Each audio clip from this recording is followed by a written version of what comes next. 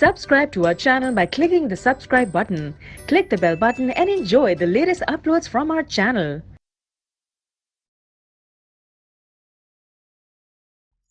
Next question में move on करते हैं बच्चों। PQR 3 पार्टनर्स हैं, 3:1 उनका रेशियो है। Cash, prepaid expenses, debtor, stock, patent rights, investment और लैंड एंड बिल्डिंग दी हुई है। और तुम देख रहे हो इसमें गुडविल भी दी हुई है। ओल्ड पार्टनर्स की बैलेंस शीट में अगर कोई पहले से गुडविल अपीयर कर रही होती है तो उसको पहले हम ओल्ड पार्टनर्स ओल्ड रेशियो में राइट ऑफ करते हैं। ये मैं आपको कई बार समझा चुका, तो इसको पहले राइट ऑफ करेंगे। पार्टनर्स के कैपिटल हैं PQR के, P&L और जनरल रिजर्व हम ओल्ड पार्टनर्स ओल्ड रेशियो में डिस्ट्रीब्यूट कर देंगे। क्रेडिटर्स और बैंक ओवरड्राफ्ट तो लायबिलिटी। M को एडमिट किया बच्चों 1/5 शेयर के लिए। लैंड एंड बिल्डिंग को डेप्रिशिएट कर दो 10% से, स्टॉक को रीवैल्यू कर दो 45,000 पे। गुडविल की वैल्यू की 30,000 और M अपना शेयर ऑफ गुडविल कैश में ला रहा है और 35,000 कैपिटल ला रहा है। खैर पहले पुरानी गुडविल को राइट ऑफ करो। P debit, Q debit, R debit. तो गुडविल जो बैलेंस शीट में अपीयर कर रही है 24,000, उसको ओल्ड पार्टनर्स ओल्ड रेशियो में 12,000, 8,000, 4,000। अब नए पार्टनर से कैश ले लो। Cash account debit to M's capital to premium. M capital ला रहा है 35,000 और शेयर ऑफ गुडविल ला रहा है 1/5। टोटल गुडविल की वैल्यू है 30,000। 30,000 का 1/5 वो 6,000 प्रीमियम भी ला रहा है। टोटल 41,000 और ये प्रीमियम हम लोग लेकर डिस्ट्रीब्यूट कर देंगे PQR में। उनकी सैक्रिफाइसिंग रेशियो में 3:1 ही आएगी। हमने डिस्ट्रीब्यूट कर दिया। सिंपल। नए पार्टनर से कैश लिया, डिस्ट्रीब्यूट कर दिया प्रीमियम, लेकिन उससे पहले पुरानी गुडविल पुरानी पार्टनर्स पुरानी रेशियो में राइट ऑफ करें। डन।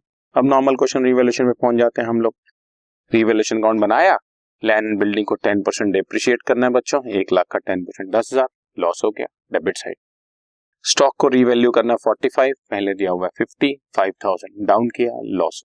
कोई और प्रॉफिट है नहीं, 15,000 का लॉस आ गया। ओल्ड पार्टनर्स ओल्ड रेशियो 3:1 में डिस्ट्रीब्यूट करते हैं। पार्टनर्स कैपिटल अकाउंट सिंपल चल रहा सब कुछ। Balance brought down 80, 70, 50। नया पार्टनर आया, कैश कैपिटल आया 35, प्रीमियम लाया 6,000 जो कि हम 3:1 में डिस्ट्रीब्यूट कर चुके हैं।